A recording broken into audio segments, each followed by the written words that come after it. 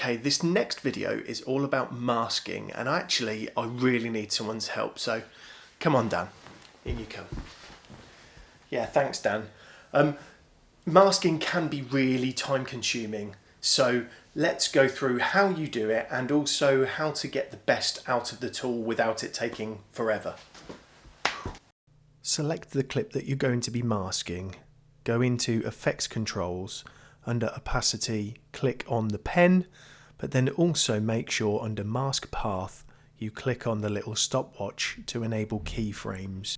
That means you can change the size and the positioning of your mask in every frame in your project.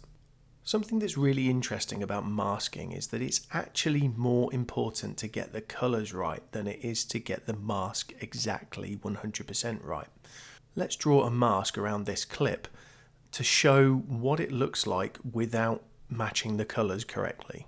You can see a very distinct line between the two clips, so ensuring that the colours are extremely close or perfect makes everything else so much more easy, and little things that you miss in the mask itself will not be noticed as easily. So under basic colour corrections, try to get the exposure and the colours as close as they possibly can, but don't spend too much time because we're going to move on to the next tip, which is to change your mask to follow some lines within your scene.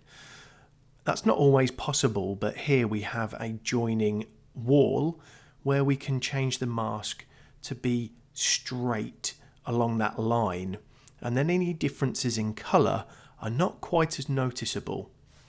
From then on, it is about how accurate your mask is, but my next tip is to actually start from the middle. The reason for that is when you start from the beginning, you are going to start with a very small mask and you will end up adding more markers all the way through, when if you start with a decent amount of markers, you don't have to keep adding and adding and adding. And my final tip is to use the zoom function. It is so much easier to get an accurate mask once you just zoom in a little. For me, masking is one of the most creative things you can do within editing that is not extremely advanced. And I absolutely love it. I use it for text, I use it for transitions, and as you saw, you can duplicate yourself.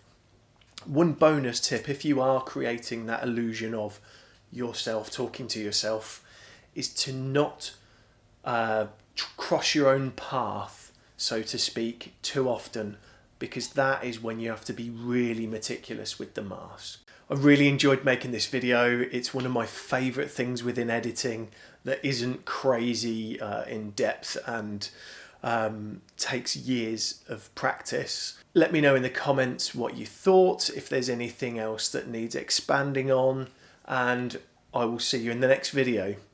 Keep learning.